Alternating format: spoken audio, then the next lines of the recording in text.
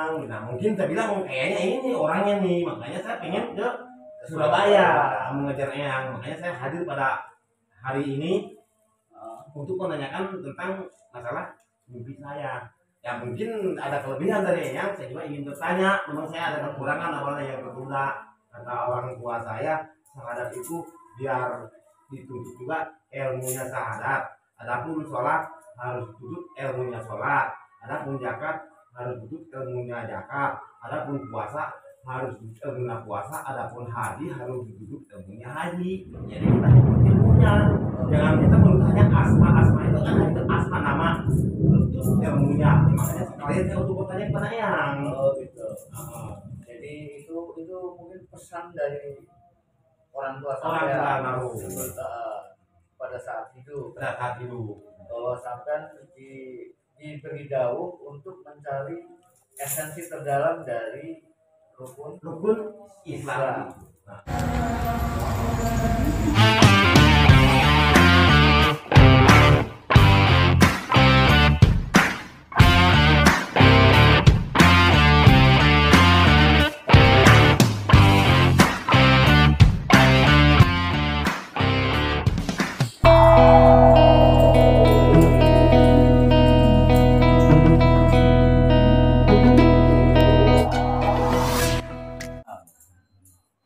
Dari Tangerang, teman-teman kami bertiga ini kangen sama Eyang, nama Bunda Rus.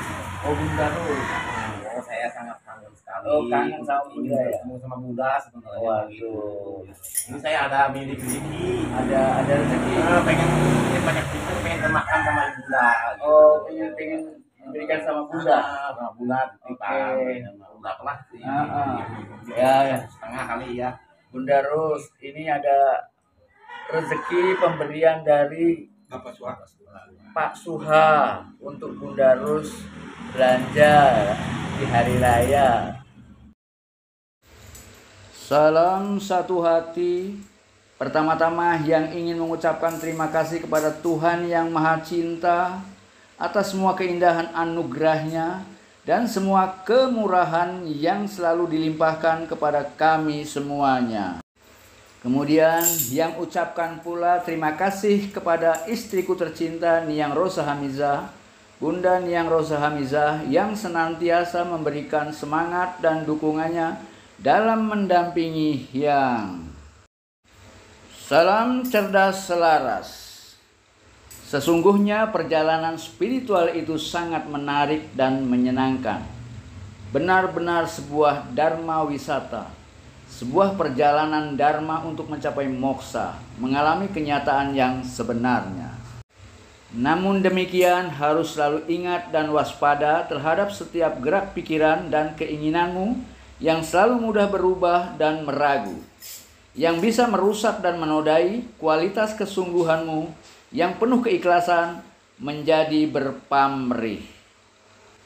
Namun demikian harus selalu ingat dan waspada terhadap setiap gerak pikiran dan keinginanmu yang selalu mudah berubah dan meragu, yang bisa merusak dan menodai kualitas kesungguhanmu yang penuh keikhlasan menjadi berubah berpamrih.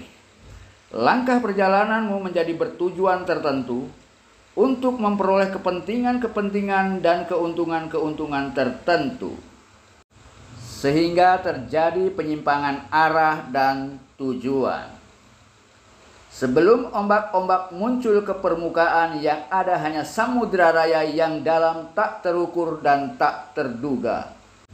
Sebelum ada keinginan-keinginan yang muncul ke permukaan, yang ada hanya keheningan, ketiadaan. Oleh karena itu, hancurkanlah segala ketergantungan dan segala perbudakan.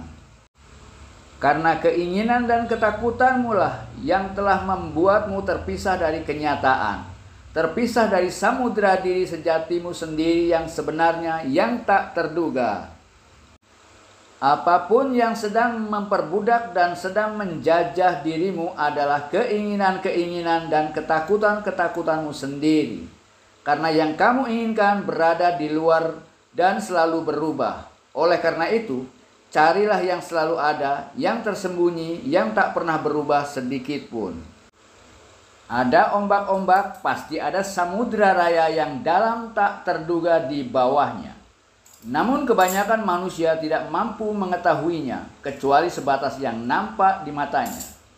Sesungguhnya ombak-ombak hanyalah tarian samudra raya yang tersembunyi di bawahnya. Tidak ada tarian tanpa penari, dan sebaliknya tidak ada penari tanpa tarian. Kita tidak akan mampu melihat tarian tanpa penari, dan sebaliknya tidak akan mampu pula melihat penari tanpa tarian, karena keduanya secara hakiki menyatu dalam satu eksistensi yang tak terpisahkan. Hanya nama dan bentuk yang telah memisahkan kenyataan yang sebenarnya dari jangkauan kecerdasan-kecerdasan pikiran manusia. Salam cerdas selaras para tandapan semuanya, di mana saja berada di alam semesta raya, baik di alam skala maupun di alam niskala. Bertemu kembali dengan Hyang Wedo, pengelola channel khusus kesayangan Anda semuanya. Channel istimewa yang selalu mengangkat seluruh persoalan kehidupan manusia di dalam tataran dan di dalam kajian spiritualitas. Dan dalam kesempatan yang baik kali ini, Hyang hanyalah sekedar menjawab setiap pertanyaan yang ditujukan kepada Hyang.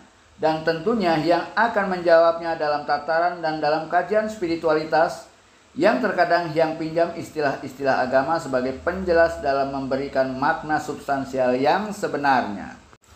Dan secara kebetulan, Pak Suha dan rombongannya yang datang dari Tangerang ingin bertanya lebih jauh tentang rukun Islam yang Hyang pahami sebagai 5 disiplin dasar pengembangan diri sejati.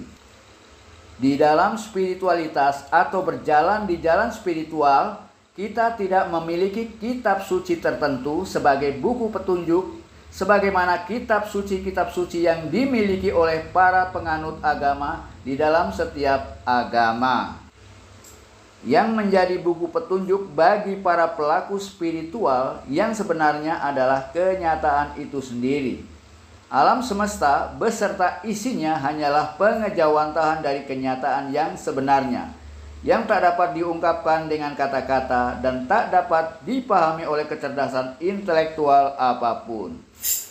Sebagaimana para penganut agama yang harus mampu membaca setiap petunjuk yang ada di dalam kitab sucinya masing-masing, begitu pula bagi para pelaku spiritual yang harus mampu membaca kenyataan semesta raya ini sebagai kitab suci yang sebenarnya, sehingga dapat digali dan dicapai adanya 6 rahasia yang tersembunyi di dalamnya, tersimpan di dalamnya bagaikan harta karun yang tak ternilai. Persoalan substansial tentang apakah itu yang disebut sebagai kenyataan harus dicapai dalam 3 langkah metodologis dalam 3 tingkatan pengetahuan. Aku tahu karena aku mendengarnya. Kedua, aku tahu karena aku melihatnya. Aku tahu karena aku mengalaminya.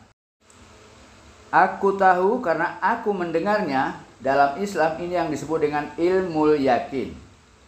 Dan aku tahu karena aku melihatnya, ini yang disebut dengan ainul yakin.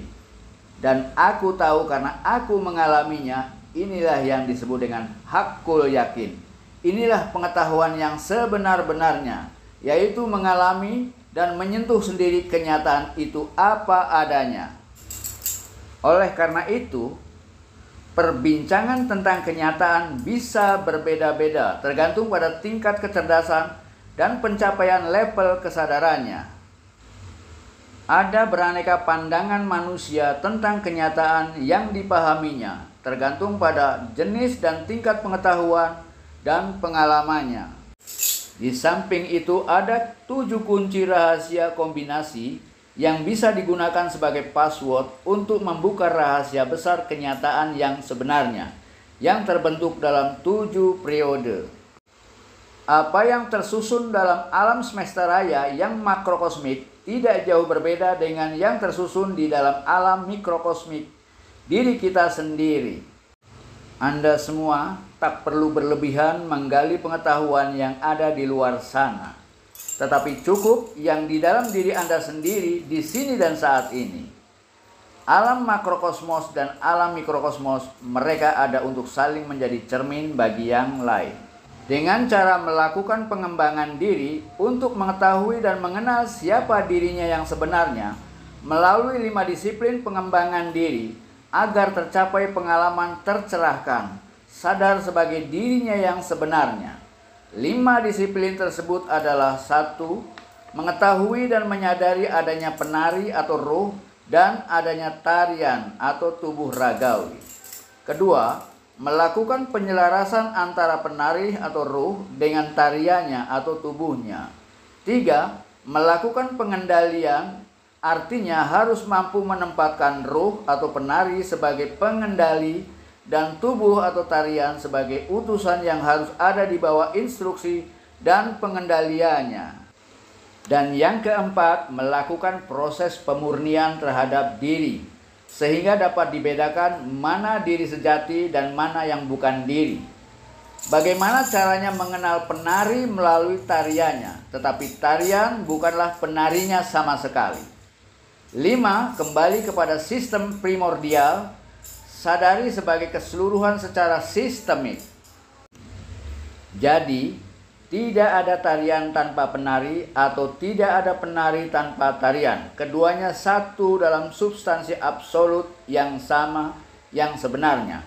Itulah yang disebut penari tarian Tandava. Salam saudara selaras, para Tandavan semuanya. Rahayu, rahayu, rahayu. Rahayu. Selamat datang. Kita kebetulan malam ini, dan kebetulan ini malam hari raya, kita kedatangan tamu dari tempat yang cukup jauh, dari Tangerang. Namanya Pak Suha, Pak Kurdi, Pak Kawi, dan ini dari Gresik, Pak Aziz. Kita langsung aja, agar tidak terlalu banyak waktu yang kita gunakan, maka yang langsung ingin bertanya kepada Pak Suha. Rahayu. Ya, apa yang mendorong Pak Suha datang ke sini? Wong besok itu hari raya, bukannya malah tinggal di rumah, malah datang ke tempatnya yang dan bersilaturahmi tempatnya. Mungkin ada sesuatu yang ingin disampaikan kepada yang, atau sesuatu yang ingin dicarinya. Monggo Pak Suha. Ya, memang Rahayu. Rahayu. Awal pertemunya saya memang dari mimpi. Melihat orang lagi digulung-gulung sama ular. Pas saya melihat ularnya itu pada terbuka, pas dilihat manusia itu bertato. Jadi ceritanya sampai itu bermimpi melihat orang sedang bergumul dengan ular-ular. Pas saya melihat itu ular itu terbuka, ular itu pada pergi menyingkir. Orang itu badannya dipenuhi dengan tato. Saya berpikir terhadap guru saya yang mengajar saya, 3 guru nggak ada tatonya, 3-3-nya. Mungkin guru saya atau bagaimana ya, nggak ada pun bertato, makanya bertato sama istri. Nah itu katanya apa? Katanya di apa namanya yang dibilang itu di YouTube, di Google katanya ada mimpi. Ya lihat Google, coba kok lihat ini orangnya sedang kayak boleh amat nih warnanya, gayanya. Dilihat dia lagi tetap muka tetap syarat. Nah, makanya kok aku banget, makanya jadi pada saat sampai lihat YouTube, sampai melihat kontennya yang. Iya kontennya yang. Nah mungkin saya bilang kayaknya ini orangnya nih, makanya saya pengen ke Surabaya mengejar Eyang. Makanya saya hadir pada hari ini untuk menanyakan tentang masalah mimpi saya. Ya mungkin ada kelebihan dari Eyang, saya juga ingin bertanya. Memang saya ada kekurangan apa yang tertunda. Kata orang tua saya, syahadat itu biar dituntut juga ilmunya syahadat. Adapun sholat harus dituntut ilmunya sholat. Adapun zakat harus dituntut ilmunya zakat. Adapun puasa harus ilmunya puasa, adapun haji harus duduk ilmunya haji. Jadi kita ikut ilmunya, jangan kita bertanya asma itu kan itu asma nama itu ilmunya. Makanya sekalian saya untuk bertanya kepada yang gitu.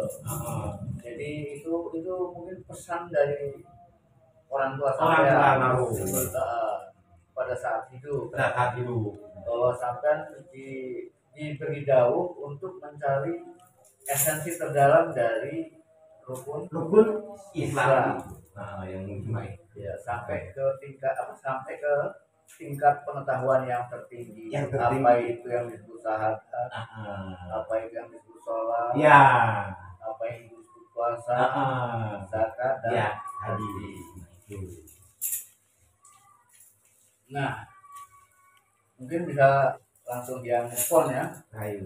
Ya, selama ini mungkin kita udah banyak mendengar orang berbicara tentang apa itu yang disebut dengan rukun Islam. Tapi penjelasan yang secara padat dan saling terkait antara satu rukun dengan rukun yang lain itu sepertinya yang belum pernah menemukan penjelasan yang seperti itu. Ya. Rata-rata penjelasan selalu dalam keadaan terpisah dengan ketika orang menjelaskan sholat misalnya, selalu terpisah dengan rukun yang lain. Ya, penjelasannya memang cukup panjang lebar, tapi terpisah dengan rukun-rukun yang lain. Padahal kalau yang lihat dalam rukun Islam ini banyak rahasia yang bisa kita gali. Bahkan pegangannya Nabi Muhammad, pegangannya para nabi itu sebetulnya hanya 3 saja. Hanya 3 saja. Bagaimana memahami kenyataan. Jadi pertama itu bagaimana kita mampu memahami kenyataan. Dan setelah kita mampu memahami kenyataan, jelas untuk mampu memahami kenyataan itu dibutuhkan kunci untuk membuka Kenyataan itu. Rahasia yang ada dalam kenyataan itu. Dibutuhkan kunci. Nah, setelah keduanya ini bisa kita pegang, maka yang ketiga setelah kita mampu melihat, mampu memahami kenyataan, dan kemudian kita juga tahu kuncinya itu apa. Nah, hasil dari semuanya tadi bisa kita gunakan untuk mengembangkan diri sendiri. Karena diri kita juga bagian dari kenyataan itu sendiri. Kalau kenyataan dalam arti yang besar itu yang disebut dengan jagat gede atau alam makrokosmos. Ya. Pengetahuan yang kita peroleh lewat membaca alam makrokosmos tadi itu kita jadikan modal untuk mengembangkan diri kita. Mengembangkan diri kita. Nah, pengembangan diri ini ya dimulai dari kita mengetahui kenyataan dari nama-namanya. Nama-nama tersebut. Iya. Kemudian mencoba untuk mencari semua yang punya nama. Ya, semua yang dinamakan, ya kan? Yang dinamakan sholat. Ya, apa saja. Apa yang dinamakan duren ya kita cari. Ya. Apa yang dinamakan langit kita cari. Apa yang dinamakan bumi kita cari. Apa yang disebut manusia itu apa kan nama? Nama mana? Tapi siapa manusia kan? Banyak yang nggak tahu. Nah, itu harus kita cari. Ibaratnya seperti itu. Yang manusia itu nama ya. Nama. Makanya pengetahuan yang pertama kali kita dapat adalah nama. Selanjutnya kita harus mencari siapa yang punya nama. Yang punya nama. Ya itu kalau yang punya nama adalah duren ya kita harus cari buahnya. Kalau yang punya nama Tuhan ya kita harus cari Tuhannya. Ya. Jadi modal pertama kita hanya dapat nama. Selanjutnya kita harus mencari substansi yang ada di balik nama itu. Nah, otomatis yang paling utama dalam mencari substansi tadi adalah mencari diri kita sendiri. Mencari diri sendiri. Jangankan kalau mencari yang lain itu kita bisa keliru. Yang lain itu nggak jelas. Yang lain kan nggak jelas. Kalau diri kita jelas. Mencari Tuhan dulu ya? Iya, itu tambah nggak jelas. Tambah nggak jelas. Iya. Cari diri dulu. Orang lain aja nggak jelas. Apalagi Tuhan ya? Iya. sampean bagi dia nggak jelas. Heeh. Kenapa? Sekarang sampean ada, tadi nggak ada. Iya. Heeh. Atau mungkin 3 hari lagi udah nggak ada lagi. Iya. Ya kan, nggak Iya. jelas kan? Nggak jelas. Sedangkan hiang jelas. Dari dulu sampai sekarang hiang selalu Ada, selalu ada. di depan hiang. Iya. Hiang nggak pernah menghilang dari mata hiang. Iya. Nah ini kan berarti Heeh. ada. Yang ada inilah yang harus kita selidiki dulu. Siapa aku ini? Ya, Siapa aku ini? Apakah ini benar-benar tubuhku? Apakah Hyang Wedo itu namaku? Apakah yang disebut Hyang Wedo itu betul-betul aku yang sebenarnya atau bukan? Nah, di situ kan butuh kejelasan. Kalau saya mah hanya keberadaan yang sekarang yang mungkin besok nggak ada. Ya di mata Hyang sampai sekarang ada, Bisa. tadi nggak ada. Mungkin 2 hari 3 hari lagi nggak ada. Sama seperti saya. Saya juga nggak jelas. Sekarang bagi sampai saya Hyang jelas. Sekarang Nah, tadi belum ketemu kan nggak jelas. nggak jelas, ya. Jadi sesuatu yang nggak jelas tadi harus itu di luar penyelidikan kita.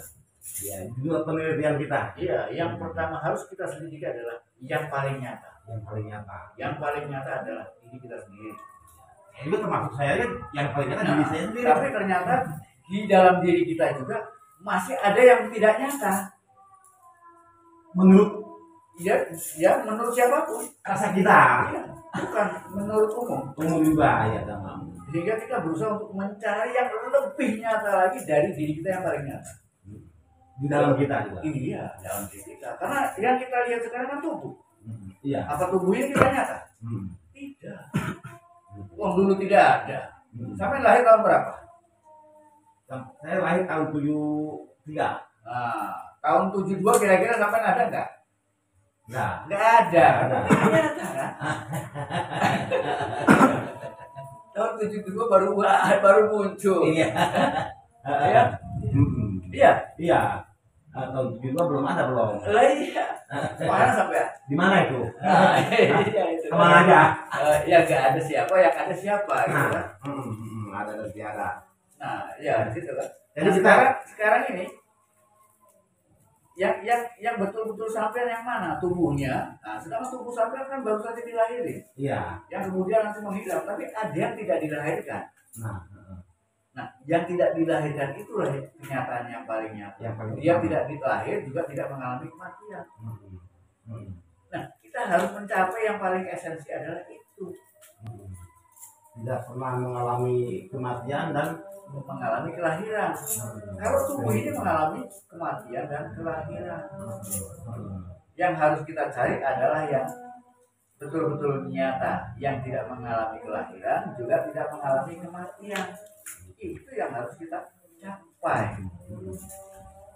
Ya. Jadi yang kita harus cari yang tidak mengalami kehidupan dan kematian. Tidak mengalami kelahiran dan Kelahiran. kematian. Dan kematian. Jadi istilahnya kematian kelahiran, bukan hidup. Buat hidup ya. Nah, Bukan kehidupan dan kematian ya. ya, karena yang disebut ruh itu hidup terus ya. Ya hidup terus, tidak pernah mati ya. Iya. Jadi itu. Nah, dalam hal ini rukun Islam itu sangat berkaitan erat dengan pola-pola tentang bagaimana caranya mengembangkan diri kita yang sebenarnya. Jadi kita harus mulai bisa mengembangkan kesadaran kita. Jadi kesadaran yang paling rendah kita tingkatkan ke tingkat kesadaran yang lebih tinggi, yaitu lewat yang disebut dengan rukun Islam. Kalau yang menyebut rukun Islam dengan sebutan sendiri, yang menyebutnya dengan 5 disiplin pengembangan diri sejati. Nah, 5 langkah untuk mengembangkan diri sejati. Itu disebutnya itu 5 disiplin, pengembangan diri 5 langkah. untuk mengembangkan diri sejati. Itu adalah satu-satunya ya Pak ya. Iya itu. Nah. Makanya langkah pertama harus paham dengan syahadat. Ya. Nah, syahadat itu artinya bersaksi. Bersaksi itu artinya harus mengalami, menyaksikan. Harus menyaksikan. Iya, kalau enggak nggak menyaksikan, namanya sampean belum bersahadat, tapi baru membunyikan syahadat. Membunyikan, kita bersaksi. Bersaksi dengan membunyikan syahadat beda ya.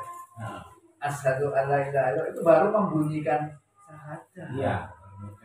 Baru mengucapkan syahadat, belum bersahadat. Iya. Ya, bersahadat itu artinya bersaksi. Bersaksi itu artinya gini, bahwa di dalam diri kita atau di dalam kenyataan ini selalu ada dua. Ya. Selalu ada dua. Ada dua. Dalam syahadat kan ada dua. Iya, ada dua. Ada Allah, ada Muhammad. Iya. Iya kan? Itu yang dikenali sama umat Islam kan, ada Allah, ada Muhammad. Itu yang dikenali sama umat Islam. Kalau yang ingin mengenali dalam bentuk dua, tapi yang mungkin bisa dipahami oleh seluruh manusia. Yang dua Di itu. dalam diri kita ada dua, Ada dua. ya, Nah, yaitu ada tubuh, ada ruh. ruh dan ruh. Iya. Dan kita harus betul-betul menyadari bahwa kita ini tubuh juga ruh. Dan ada tubuh dan ruh. Dan ruh. Gitu kan? Siapa tubuh? Tubuh adalah utusan dari ruh. Jadi tubuh yang diperintah sama ruh. Iya. Tapi sekarang beda. Ruh yang ditunggangi oleh tubuhnya.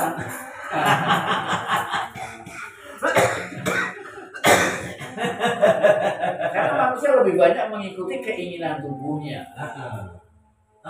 Iya kan? Ingin Daripada ke sana, ingin ke sini, ingin bersenang-senang. Kan hanya perlu ingin mengikuti keinginan kesenangan tubuhnya. kecukupan Nah, fisik. sekarang tubuh yang jadi apa? Tubuh jadi Tuhannya seolah-olah. Iya, iya. Jadi malah ruh bertuah sama tubuh. Nah, ruh jadi ini yang disebut kan? Itu yang disebut manusia. Iya. Disebut manusia ketika ruhnya terperangkap dalam egonya, Egonya. terperangkap dalam tubuhnya. Ya. Itu disebut ruh karena ketika dia masih terperangkap dalam tubuh. Maka tugas manusia adalah membebaskan ruhnya dari perangkap tubuh, pikiran, dan keyakinannya. Ketika ruh kita mampu bebas dari pikiran dan keyakinannya, maka tidak ada bedanya ruh dengan Tuhan. Tuhan. Jadi sebenarnya roh itu Tuhan ya. Iya. Ruh itu Tuhan. Kita mencari diri itu roh. Iya, kita harus mencari Tuhan dulu. Kita judulnya mencari diri, yang sebenarnya diri itu roh. Ruh. Jadi Hanya ruh yang bisa bertemu dengan Tuhan, bukan tubuh kita, bukan pikiran kita. Maka mencari ruh, maka akan mengantarkan kita untuk bertemu dengan Tuhan. Karena yang bisa bertemu Tuhan hanya ruh, bukan tubuh kita, bukan pikiran kita, bukan ilmu kita, bukan kesaktian kita. itu yang dibilang namanya, yang dibilang mungkin ya, yang dibilang namanya dalam anut maring wayang, wayang anut maring dalang. Jadi antara ruh dan Tuhan itu memang sudah masing-masing. Iya, ruh dan Tuhan itu memang. Tapi ruh dengan Tuhan itu sebetulnya tidak terpisah. Tidak terpisah. Tapi di dalam diri kita dia menjadi terpisah. Bisa. Kenapa terpisah? Yang memisahkan yaitu tadi pikiran kita, keyakinan kita, tubuh kita, pengetahuan kita. Yang memisahkan ruh itu, yang berjalan itu adalah pikiran kita. Iya. Jadi ruhnya yang mati. Ruhnya terpisah. Bisa, bukan mati. Sehingga kita tidak menyadari ruh kita. Ruhnya, Kita nggak tubuh ngurusin. kita ini ibaratnya seperti mobil. Ruh itu supirnya. Nah, supirnya tertidur. Nah, mobil ini berjalan karena apa? Berjalan karena mesinnya hidup. Apa itu mesinnya? Nafsu itu mesinnya. Jadi mereka yang Jadi kalau mobil hidup, ya, mobil hidup nih, nggak ada supirnya, kira-kira jalannya bagus nggak? Nabrak-nabrak kan? Nabrak-nabrak. hidup mah hidup ya, hidup mah hidup ya. Hah? Tapi hidup mah hidup. Ini coba sekarang mobil hidupkan terus masukkan giginya, jalan nggak? Jalan udah kemana aja. Manusia itu seperti mobil yang berjalan sendiri tanpa supir. Ya betul ini udah. Ya, karena dia berjalannya karena ngikuti nafsu, ngikuti keinginan. Nabrak-nabrak nggak kira-kira? Nabrak Nabrak kemana aja. aja. Tak betul salah sini. Kalau mobilnya sudah peot, udah bonyok, baru tanya, Ah. sebetulnya siapa supir sebenarnya? Hmm. Kok nabrak-nabrak terus ini? Hmm. Mulai bertanya tentang siapa supir yang sebenarnya. Ah. Nah, ketika bertanya supir sebenarnya itu mulai bertanya siapa diri saya yang sebenarnya. Ternyata ternyata pengetahuan saya tidak mampu menuntun saya untuk menjalani kehidupan ini. Sebenarnya berarti harus penyok-penyok dulu kita ya. Hah? Harus Harus dulu. Lo kalau belum belum tanya. Makanya jangan heran kalau manusia ingin mencari jati diri, siap untuk peot-peot. Mencari supir. Supirnya tidur soalnya. Supirnya nggak mau bangun kalau belum nabrak sana sini. Hah? Iya. Iya, mobilnya kalau udah nabrak sana, nabrak sini, baru supirnya bangun. Supirnya bangun pun juga di sini ya bingung ya. Soalnya supirnya bingung, aku dibutuhkan jadi supir apa enggak ya? Nah, setelah pikiran kita merasa tidak mampu lagi, ternyata aku tidak mampu mengelola hidup ini. Ternyata aku nggak bisa mengendalikan kendaraan ini. Berarti sebetulnya siapa yang mampu mengendalikan kendaraan ini? Nah, ini sama dengan pertanyaan yang sampai pertanyakan. Iya. Siapa sebetulnya yang mampu mengendalikan kendaraan ini? Ya supir yang sebenarnya. Iya. Supir yang sebenarnya ini yang disebut dengan jati diri. Jati diri artinya siapa diri kita yang sebenarnya? Siapa supir yang sebenarnya? Nah, itu makanya syahadatnya harus paham. Syahadat itu dalam rangka menyaksikan sendiri mana supir, mana mobil. Iya. Iya kan? Itu syahadatnya dia tuh di situ. Iya. Jelas kan? Kita harus meyakini, oh ini supir, ini mobil. Oh ini Allah, ini Muhammad. Iya. Iya kan? Ada Muhammad, kita Iya. ada Muhammad. Tapi ini bukan berarti ini hanya metafor saja. Iya.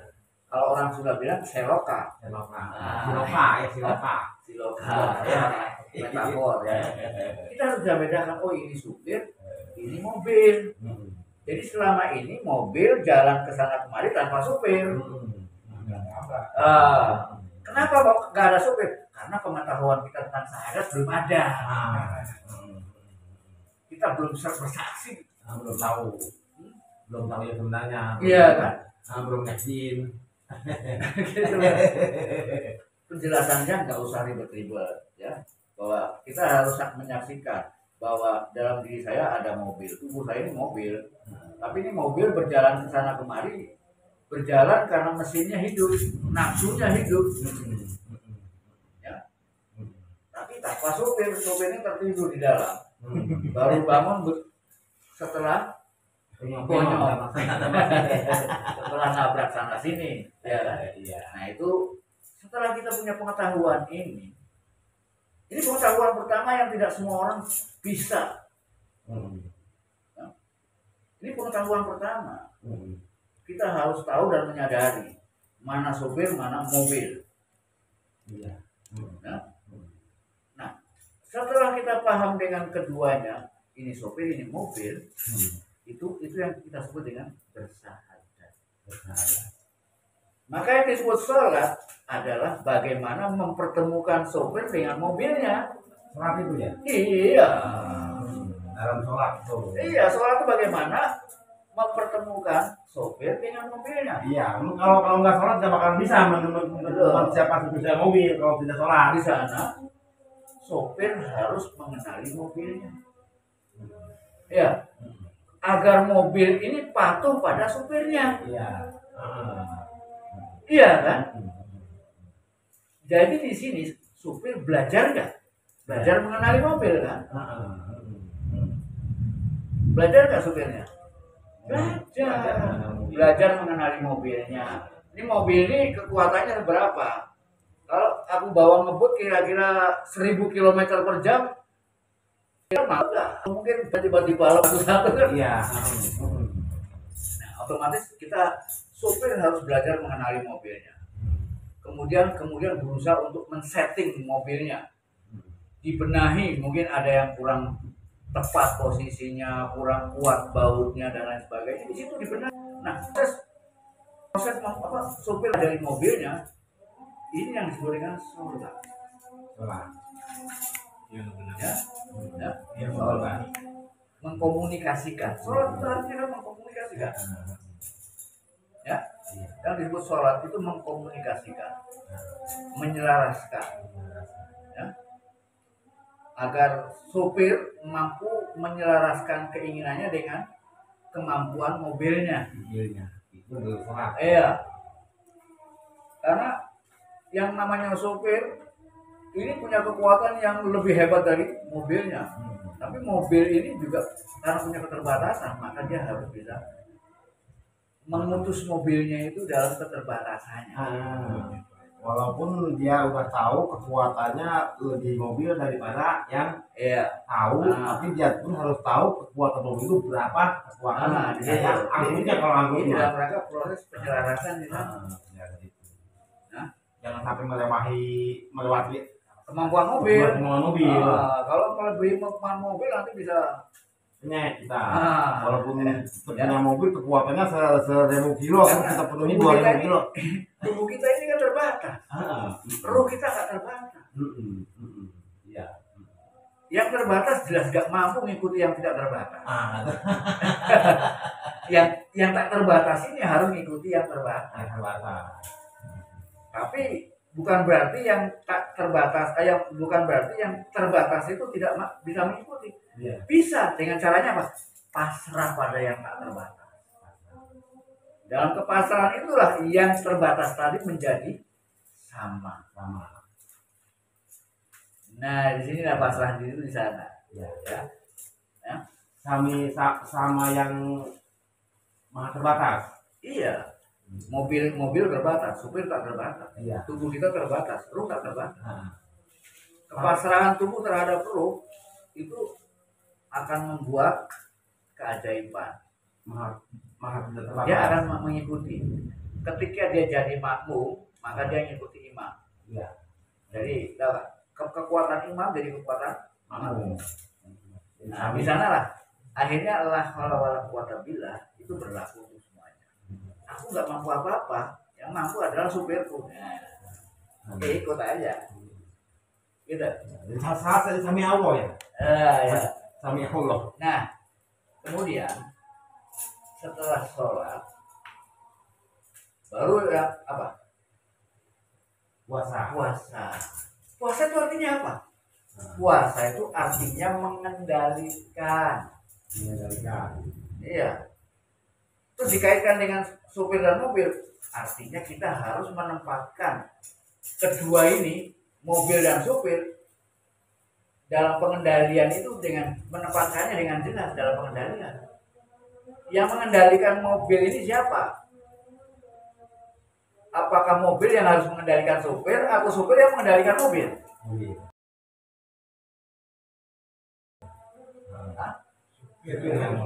Harusnya supir yang mengendalikan mobil. Tapi banyak manusia yang mobilnya mengendalikan supirnya. Supirnya terseret oleh mobilnya. Akhirnya celaka kan? Karena nggak mampu mengendalikan mobilnya, akhirnya terseret. Iya. Nah itu akhirnya celaka kan? Harusnya sopir yang mengendalikan mobilnya, bukan mobil yang mengendalikan supirnya. Maka dalam puasa kita belajar menempatkan sopir sebagai pengendali mobil, yang harus bisa mengendalikan mobilnya, menempatkan ruh sebagai pemimpin, sebagai imam yang bisa mengendalikan tubuh dengan seluruh nafsunya. Itu puasa ya. Simpel-simpel saja kalau yang menjelaskan, nggak usah naik-naik dulu ya. Simpel nggak tuh? Nah kemudian yang ke tadi 3 ya. Yang keempat apa? Nah zakat itu artinya apa? Zakat fitrah ya. Iya. Zakat fitrah. Zakat fitrah itu artinya zakat membersihkan jati diri. Fitrah itu artinya jati diri. Iya, makanya kembali ke fitrah itu artinya kembali pada kemurnian. Membersihkan fitrah itu artinya agar kita bersih menjadi fitri kembali. Ya makanya sebenarnya manusia kan pada fitrahnya suci ya. Fitri itu artinya jati diri. Jadi diri. Fitri itu artinya suci artinya sejati. Iya. Menjadi diri kita yang sebenarnya, diri kita yang fitri. Ya, suci. Makanya Idul Fitri itu artinya merayakan kemenangan kita mampu menjadi diri kita sendiri. Menang artinya menang, kita mampu menjadi sopir yang bisa mengendalikan tubuh kita sendiri. Itu menang di sana. Kemenangan itu kita Tapi orang-orang yang baru puasa kemarin kan baru latihan puasa, latihan mengendalikan, belum baru latihan. latihan. Karena pengendalian itu sebetulnya nggak hanya bulan puasa saja. Ya, tiap bulan apapun ya. Oh, pengendalian itu harus setiap hari. Makanya bulan Ramadan itu merupakan bulan khusus untuk spesial latihan pengendalian. Dalam tahun. Nah, Dalam tahun. dalam waktu 3 bulan, 1 bulan. Iya, dalam tahun. Setelah kita mampu belajar mengendalikan tadi, setelah bulan puasa selesai, baru kita mengendalikan dalam pengendalian yang sebenarnya, tidak latihan lagi, praktek langsung. Nah, sebulan itu latihan. Itu Ramadan itu bulan latihan. Nah, sesudah Ramadan baru praktek langsung bagaimana mengendalikan kehidupan ini, mengendalikan nafsu, ego dan lain sebagainya. Ya. Jalankan. Nah, itu baru latihan bagaimana menempatkan supir dan sebagai pengendali dan mobilnya yang dikendalikan. Yang ketiga tadi, yang keempat, zakat. Zakat itu artinya membersihkan. Membersihkan itu di sana ada berapa macam. Membersihkan artinya di sini, membersihkan diri dari yang bukan diri. Membersihkan diri Dari yang bukan diri, ya. Di situ sampai harus bisa membedakan bahwa sopir itu bukan mobil. Ya, mobil ini bukan sopir. Kalau sampai menyebut ini aku, loh, yang jadi mana sebetulnya yang disebut aku? Mobilnya apa sopirnya? Ya, yang dibilang aku. Ya, kan kita selalu mengatakan ini loh aku. Loh, berarti kamu tuh mobilnya. Jadi membersihkan diri dari yang bukan diri. Siapa dirimu? Ya sopirnya. Jadi mobil itu bukan diri, bukan.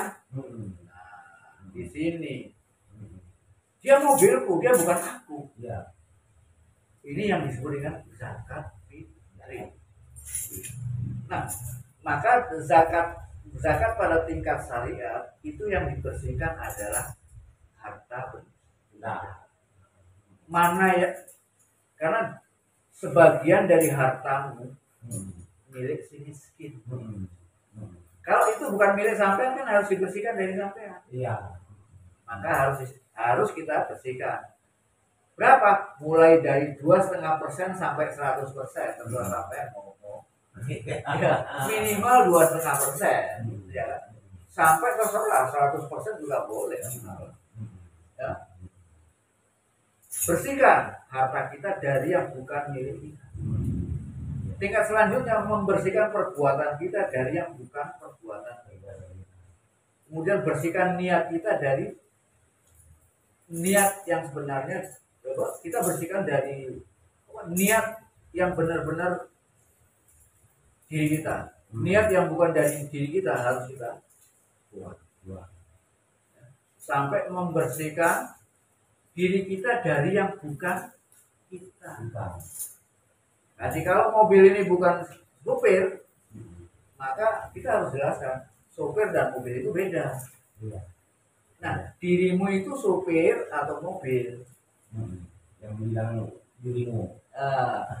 Diri kita yang sebenarnya siapa? Sopir atau mobil? Nah, gitu. Kalau kita sadar sebagai sopir, berarti mobil itu bukan aku. Kalau kita sadar bahwa roh adalah aku, berarti tubuh itu bukan aku. Nah, di sini kan, di masalah zakat, ini yang harus kita pahami. Nah, kemudian setelah zakat apa? Haji. Haji itu apa? Haji itu penjelasannya lebih rumit. Ya. Karena di dalam haji banyak yang kita lakukan. Ya. Seperti seperti tawaf, Nah, ya. Kemudian menghadap kiblat.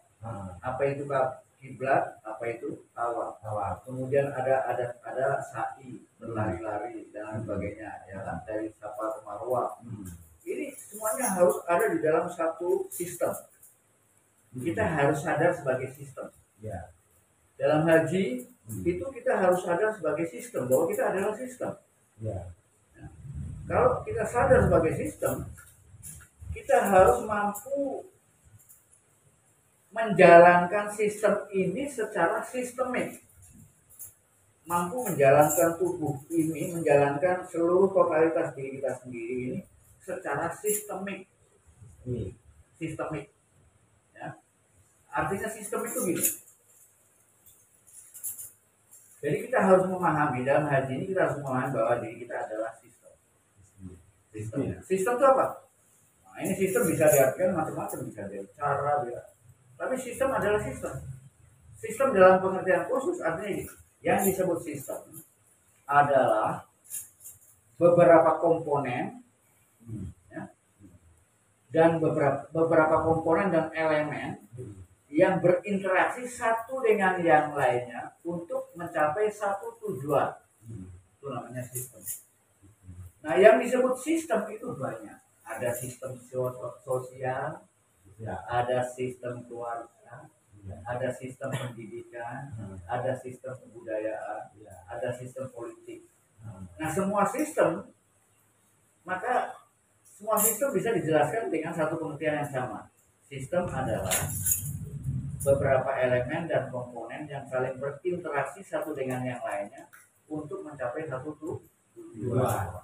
Nah, contohnya sistem mekanik, ya. Ini makanya kalian ada sistem sosial, sistem keluarga, sistem politik, ada sistem mekanik. Sistem mekanik misalnya mobil atau misalnya sepeda motor, ya. Yang disebut di situ kan dia bilang tadi beberapa komponen dan elemen yang berinteraksi. Ya. Di dalam motor itu kan ada elemen-elemen, ada komponen-komponen, seperti ban, setir, mesin, itu kita sebut komponen, ya. Itu komponen. Ban itu komponen. Yang disebut elemen adalah bensin. Elemen itu kecil, tapi dia sangat berarti. Mobil, sepeda motor gak ada bensinnya gak jalan, sistem gak jalan. Ada bensinnya. Iya kan? Ya. Kecil tapi dia berarti. Gak ada bensin, sistem gak jalan. Ya. Mungkin saja mobil itu gak ada bannya, tapi kalau ada bensinnya dijalankan jalan. Walaupun buruk-buruk. Jadi komponen bisa ada bisa tidak. Ya. Tapi tanpa komponen kurang sempurna, tapi bisa jalan sistem. Ya. Pentil kecil, tapi juga penting. Ya. Kecil itu elemen. Ya. Nah, semuanya kan bekerja sama itu. Iya kan? Iya, bekerja sama kan? Bekerja sama.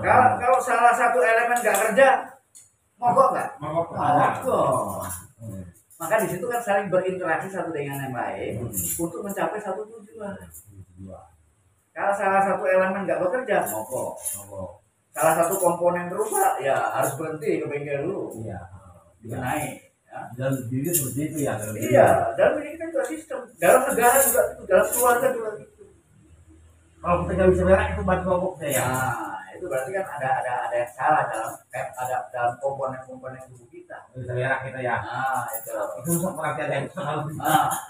Nah, kemudian ya di sana yang diartikan bekerja secara sistem itu gini. Elemen-elemen dan komponen-komponen itu mampu bekerja dengan baik sesuai dengan kemampuannya masing-masing. Dan masing-masing komponen elemen itu tidak boleh menyombongkan dirinya. Ya, coba sekarang kalau bensin mau sombong, alah mobil ini kalau nggak ada aku nggak jalan. Kan orang sering saya sombong gitu kan. Iya. Wah ini organisasi kalau nggak ada aku nggak jalan. Kalau setiap orang merasa wah aku paling penting, coba kalau nggak ada aku nggak jalan. Hancur nggak sistem? Hancur. Ya walaupun benar sangat fungsi kalau tidak ada tempat. Oleh karena itu komponen dan elemen itu harus rukun, harus kompak. Untuk urunan kompak dibutuhkan manajer sistem. Nah, manajer sistem itu ibarat negara ya presidennya. Harus kalau ibaratnya sepeda motor ya pengendaranya itu manajer sistem. Ya, ada yang mengendalikan, itu manajer sistem. Nah, kemudian sistem, sekalipun sistem itu sudah baik, berjalan dengan baik, sistem bisa mendapatkan gangguan dari luar sistem. Iya, bisa mendapatkan gangguan dari luar sistem. Semua yang ada di luar sistem itu udah di luar pengawasan kita. Di luar pengawasan kita. Contohnya apa itu? Ya, misalnya kalau kita sepeda motor jalanan, kalau jalanan rusak gimana? Apa nggak mempengaruhi sepeda motor kita kalau jalan? Hah? Mungkin bisa rusak gara-gara jalannya ada tiba-tiba ada lubang. Apa sampai harus terus ngawani jalan? Harus terus misalnya di sana jalannya kurang baik sampai dandani. Kan di luar pengawasan. Iya. Ya, tapi lingkungan sistem itu berpengaruh pada sistem. Tetangga sampean bisa berpengaruh pada keluarga. Iya, kan? Tapi nggak mungkin ngatur tetangga. Iya. Iya, tapi kadang tetangga bisa merusak keluarga. Itu. Ya. Ini makanya memahami hidup dengan pemahaman sistemik ini di sini. Nah, jangan keren dikit, ya, pengetahuan ini. Iya. Ya, seperti itu. Jadi pahami. Jadi memahami haji harus memahami bahwa hidup itu seperti sistem. Dan kita harus berlaku secara sistemik. Ya, bahwa dalam haji itu dijelaskan di sana ada pusat. Yang disebut Ka'bah itu merupakan metafor tentang pusat. Dan semua orang melakukan tawaf. Tawaf itu artinya kalau dalam kehidupan ini ada pusat, ada apa? Batas sistem. Di situ ada yang disebut dengan pusat sistem. Sedangkan tawaf itu menggambarkan batas sistem. Ada batas sistem. Nah, kalau mobil yang disebut batas sistem ya pinggirannya mobil itu apa? Dindingnya ya kan? Bodi. Nah, bodi itu disebut batas sistem. Bodi kita ini disebut batas sistem. Bodi kita. Ya, raga kita ini batas sistem. Nah, sedangkan pusat sistem adalah ruh. Ya, coba kalau kita dan cara kerjanya bodi kita ini kerjanya hanya beredar, berputar. Bodi. Iya. Makanya di situ digambarkan dengan tawaf. Sama seperti kalau kita misalnya apa? Di sini nggak ada tali ya. Nah ini.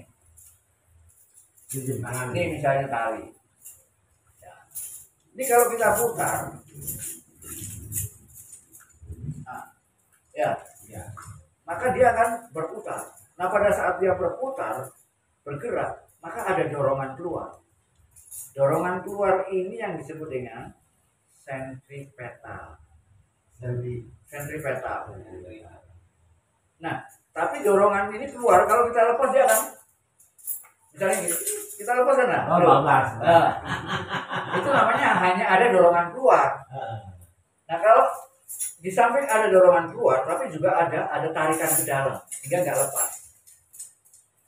Nah, tarikan ke dalam ini kita sebut gaya sentrifugal, yaitu tarikan ke dalam. Dalam diri kita ada tarikan ke dalam, tarikan ke ruh, yang membuat kita itu selalu ingin dekat dengan ruh, itu namanya gaya sentrifugal. Yang membuat kita ingin keluar itu namanya sentripetal. Ya. Api itu memiliki gaya sentrifugal ke atas. Air memiliki gaya sentripetal selalu ke bawah. Dalam diri kita ada dua gaya tadi. Itu yang membuat kita akhirnya tetap beredar di garis edar. Seperti matahari berputar pada garis edarnya. Setiap planet berputar. Matahari sebagai sebagai pusat sistemnya. Bumi berputar pada berputar mengitari matahari, planet-planet mengitari matahari, semuanya bergerak di garis edarnya masing-masing dan tidak pernah berubah dari garis edarnya karena adanya gaya sentripetal dan sentrifugal. Maka terjadilah tawa. Nah, gaya sentripetal dan sentrifugal ini yang disebut dengan sakti. Nah, ini kalau ingin tahu kuncinya rukun Islam adalah bagaimana kita mengembangkan diri, mengembangkan kesadaran diri, sehingga kita mampu mengenal siapa diri kita sendiri dan mampu menjadi diri kita yang sebenarnya. Bukan hanya kenal saja. Jadi harus bisa menjadi dirimu yang sebenarnya. Karena dirimu yang sebenarnya yang bisa bertemu dengan Tuhan. Ya kan? Man arafa nafsahu wa qad arafa rabbahu. Barang siapa mengenal dirinya, maka dia akan mengenal Tuhannya. Jadi kalau kita berbicara tentang setiap orang harus mencari jati diri, Islam sudah banyak bicara, cuma kan nggak pernah dikupas. Iya. Iya, nggak pernah. Rukun Islam itu sudah arahnya ke sana. Nggak pernah mau menyusuri itu ya. Iya. Nggak pernah mau ngorek. Nggak pernah mau ngorek. Oleh karena itu, dengan adanya kata-kata man arafa nafsahu wa qad arafa rabbahu, sebelum kamu mengenal Tuhan, kenalilah diri. Maka mengenal diri sendiri itu utama. Karena tanpa mengenal diri, kita tidak akan pernah bisa mengenal Tuhan. Iya. Karena saat ini yang paling nyata adalah diri kita. Itulah yang kemudian nanti jadi pertanyaan itu tadi. La ilaha illa anta. Nah, di sini ya. Nah, itu penjelasan untuk itu penjelasan secara populer saja, secara populer. Yang nggak mau menceritakannya untuk itu detail dengan istilah-istilah yang sulit dipahami ya. Yang dengan penjelasan yang sangat populer gitu, bisa dipahami oleh semua orang. Dan bahkan yang disebut pengembangan diri itu berlaku untuk siapapun, bukan hanya untuk orang Islam saja, universal. Bagi yang Ini merupakan esensinya di sana. 5 ada 5 langkah yang harus kita pahami dan harus ada 5 langkah yang harus kita lakukan. Makanya yang menyebutnya 5 langkah untuk mengembangkan diri sampai mengenal dan menjadi diri sendiri yang sebenarnya.